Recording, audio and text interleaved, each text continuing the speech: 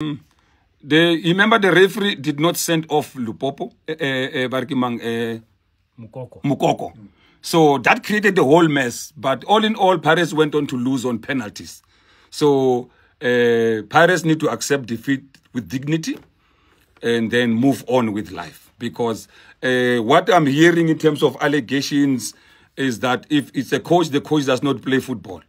The second one, we hear of player ineligibility. Well, that is in the rules when there's player ineligibility. But PSL and CAF use the same system, which is the card. You are registered. And that when you are registered, they punch the names before the start of the match. And when a player is suspended, the system will tell.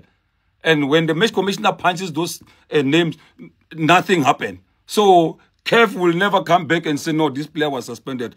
Meanwhile, the system says the players were not suspended. Where was the system when Tebogo got 2 yellows? Remember at FIFA, they don't have that system. Oh, FIFA versus CAF. Yes, that's why I said different competition. Yeah. So FIFA do not have those. But when you qualify, you are required to send the names.